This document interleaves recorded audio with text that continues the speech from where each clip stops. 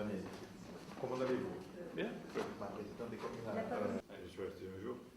Mais oui, parce que j'étais rappelé pour d'autres causes. Pas avant la fin de l'année. On va parler des sous. Non, mais il a été contre Oui, c'est pas pour ça. C'est pas pour ça. pour des chances. Ah, c'est pas possible. Président, en tout cas, bon courage. Nous, on est ici, non? Je vois que toi. Voilà, merci, bon retour. J'ai donc demandé au ministre de nous recevoir et je tiens vraiment à le remercier, malgré la tonne de travail qu'il a, de nous recevoir même à une heure tardive. Et je crois que rarement on a vu un ministre travailler autant que lui, peut-être Madame Girardin à son époque.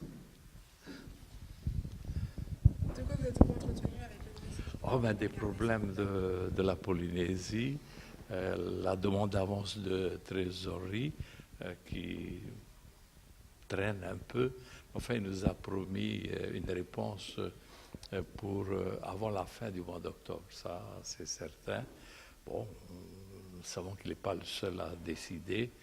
Il y a des arbitrages qu'il attend. Mais je ne perds pas espoir. Je crois que nous aurons satisfaction. Et puis ensuite, c'est la participation de l'État au régime de solidarité de la Polynésie française, le RSPF. Nous attendons une mission de l'IGAS qui nous avait été promis par le ministre. Et je pense qu'elle ne devrait pas tarder pour que les crédits, enfin la solidarité nationale à laquelle nous aspirons puisse être prévue dans la loi de finances 2014.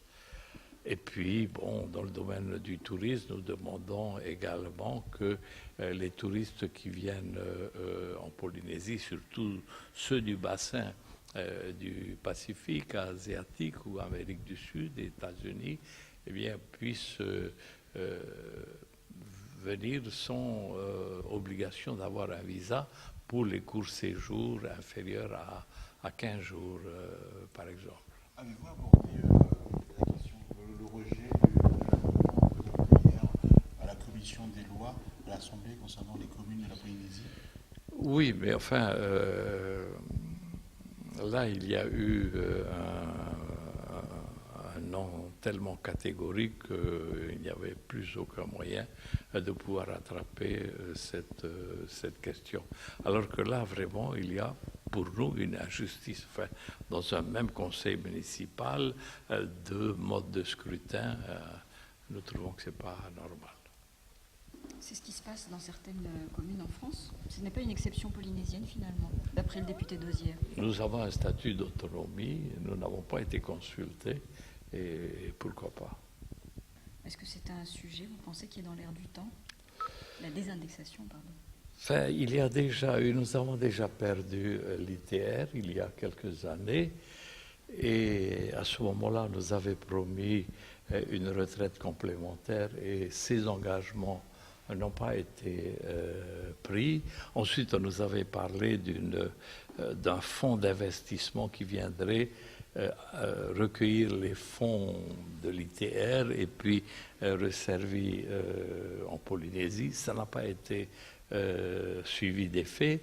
Là, vraiment, je pense que les Polynésiens, pas rien que les fonctionnaires, se fâcheront et n'accepteront pas.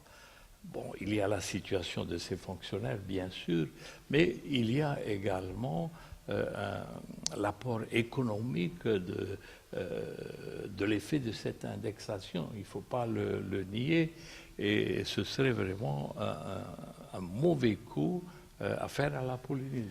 Est-ce qu'il ne faut pas justement une remise à jour de l'indexation actuelle? Pourquoi la remise à jour? Elle existe depuis toujours. Nous demandons à ce qu'elle soit maintenue. Le ministre a-t-il évoqué sa venue en Polynésie? Oui, il a évoqué, enfin c'est nous qui lui avons dit, alors quand probablement début décembre. Enfin, il a, c'est vrai, un calendrier très très chargé et nous le comprenons tout à fait. En tout cas, nous lui avons assuré que lorsqu'il viendra en Polynésie, nous serons là pour l'accueillir. Alors, comme vous le dites, il a un calendrier chargé. Il a reçu les députés en début de semaine, le sénateur Richard Toyava hier. Vous, aujourd'hui, les mêmes questions ont été abordées. Non, ce n'est pas cette question-là. Il a un faible pour la Polynésie. C'est ça.